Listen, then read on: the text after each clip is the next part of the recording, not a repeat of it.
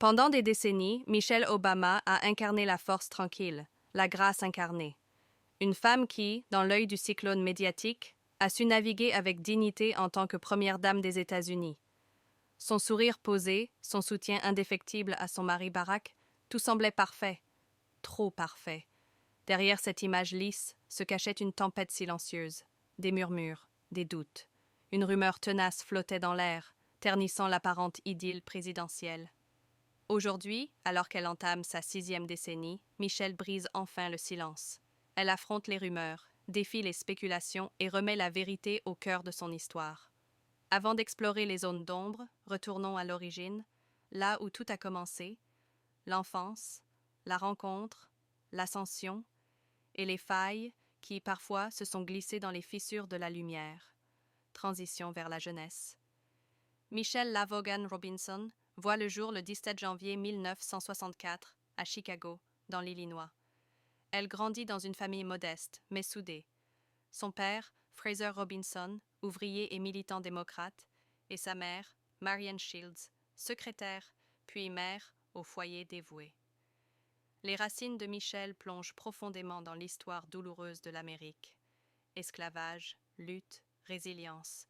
Du côté paternel, elle descend du peuple Gula de Caroline du Sud.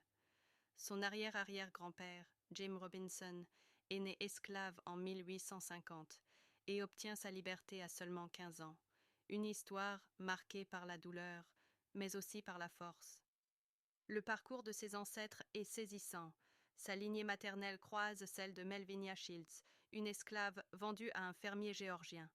De cette union contrainte naît Dolphus Shields, ancêtre direct de Michelle. Ce passé trouble, entrecroisé de violence, de survie et d'héritage invisible, l'accompagnera toujours.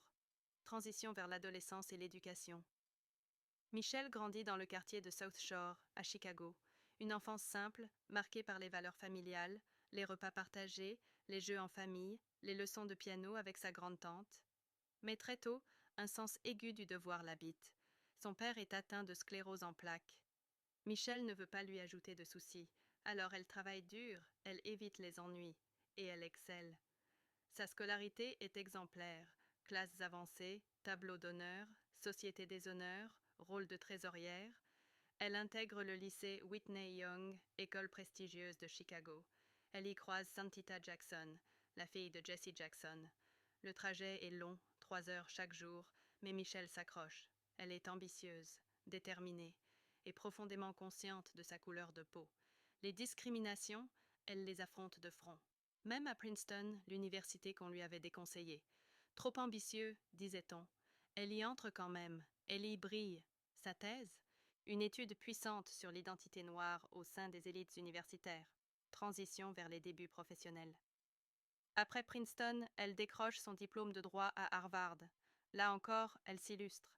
Elle milite pour la diversité, aide les locataires défavorisés et trouve peu à peu sa voix. Une voix forte, posée, mais engagée. Chez Sidley et Austin, cabinet prestigieux de Chicago, elle rencontre un jeune stagiaire du nom de Barack Obama. Le destin est en marche. Mais derrière cette rencontre emblématique se cache encore un parcours semé de doutes, de défis, de sacrifices. Michelle choisit de mettre sa carrière de côté pour suivre celle de son mari. Elle accepte l'ombre pour que lui brille. Mais à quel prix? Et pendant tout ce temps, les rumeurs persistent, sourdes, tenaces. Michelle Obama, pilier discret de l'administration présidentielle, a occupé un rôle déterminant pendant les 4 années marquantes de son mandat de première dame. À la tête de plusieurs initiatives, elle atteint des sommets historiques en matière de collecte de fonds, des records inégalés pendant plus d'une décennie, un exploit discret mais monumental. Et pourtant, au cœur de cette réussite, il y avait plus, bien plus. Pour Michelle, cet engagement allait bien au-delà de la politique.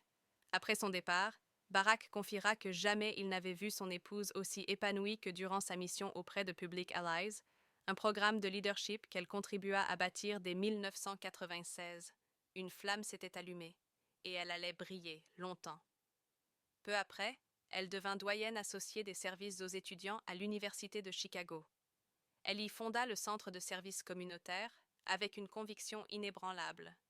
L'éducation devait servir le peuple.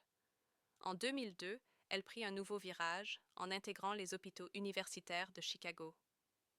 Directrice exécutive des affaires communautaires, puis, en mai 2005, vice-présidente des affaires communautaires et externes, elle bâtissait des ponts entre l'élite médicale et les quartiers oubliés. Pendant la campagne primaire de 2008, Michelle continua de remplir ses fonctions. À temps partiel, une décision difficile mais nécessaire. Elle voulait accompagner ses filles et soutenir la course effrénée de son mari vers la présidence. Elle mit alors sa carrière entre parenthèses, un sacrifice invisible mais essentiel. En 2006, leurs déclarations fiscales révélèrent l'ampleur du succès. 273 000 $ issus de son poste à l'hôpital, auxquels s'ajoutaient 51 200 $ provenant de son rôle au conseil d'administration de Treehouse Foods. Les revenus totaux du couple cette année-là s'élevaient à 991 296 $. Une réussite financière bâtie sur le travail, la rigueur et une part de discrétion. Mais les choix de Michelle n'allaient pas sans conséquences. Lors d'un discours virulent en 2007, elle critiqua ouvertement Walmart pour ses conditions de travail, une prise de position qui fit sensation. Peu après, elle quitta définitivement son poste au sein du conseil d'administration de Treehouse Foods, fournisseur majeur du géant américain, une rupture claire et courageuse. Elle siégea également au conseil du Chicago Council on Global Affairs. Mais en 2021, l'annonce tomba. Michelle Obama entamait une transition vers la retraite, une décision symbolique. Elle voulait se recentrer sur l'essentiel, sur Barack, sur la vie. Transition vers la jeunesse de Barack Obama. Mais avant l'homme d'État, avant le président, il y avait un enfant. Un enfant né le 4 août 1961 à Honolulu, Hawaï. Barack Hussein Obama, le seul président américain né en dehors des 48 États continentaux, une naissance qui déjà brisait les normes. Sa mère, Anne Dunham, n'avait que 18 ans, une américaine issue de lignées européennes variées. Son père, Barack Obama Sr., était un économiste kenyan, membre de l'ethnie Luo. Leur union fut brève, mais elle laissa une trace profonde. En 1960, ils se rencontrent à l'université d'Hawaï, dans un cours de russe. Ils se marient en février 1961, mais dès 1964, la séparation est actée. Le père d'Obama quitte les États-Unis, retourne au Kenya et ne verra son fils qu'une seule fois durant les fêtes de Noël 1971. Puis, en 1982, il meurt tragiquement dans un accident de voiture. Barack n'avait que 21 ans. Une jeunesse entre continents. L'enfance d'Obama fut éclatée, entre Hawaï et l'Indonésie. Après le divorce de ses parents, sa mère se remarie avec Lolo Soetoro, un géographe indonésien. En 1967, ils s'installent à Jakarta. Là, Barack, surnommé Barry, grandit entre deux mondes, les écoles locales, les leçons d'anglais données par sa mère, les rues bouillonnantes de Jakarta. Il y apprend la langue indonésienne, il y apprend surtout la dureté du monde. En 1971, retour à Honolulu. Il vit avec ses grands-parents maternels, Madeline et Stanley Dunham. Il intègre l'école prestigieuse de Punahou, une jeunesse contrastée, des racines éclatées, une identité à forger. Il consomme de la marijuana, de l'alcool, parfois même de la cocaïne, pour oublier, pour fuir les questions sur sa couleur de peau, sur ses origines. Rencontre avec Michelle, la connexion décisive. C'est chez Sidley Austin LLP que leurs destins se croisent. Michelle est déjà brillante, solide, ancrée. Barack, lui, est stagiaire, charismatique, idéaliste. Elle doit le superviser. Elle veut rester concentrée sur sa carrière. Mais quelque chose cloche, ou plutôt, quelque chose vibre. Leur premier rendez-vous? Un film de Spike Lee, Do the Right Thing. Une rencontre entre deux mondes, deux tempéraments. Elle, élevée dans un foyer stable, protecteur. Lui, élevé entre deux continents, à la recherche d'un équilibre. Mais la connexion est réelle. Le 3 octobre 1992, ils se marient. Après... Le couple Obama n'est pas parfait, mais il est vrai. Fort inspirant. Face aux tempêtes médiatiques, ils tiennent bon. Face aux rumeurs, ils avancent, main dans la main. Ils incarnent la résilience, la loyauté, l'espoir.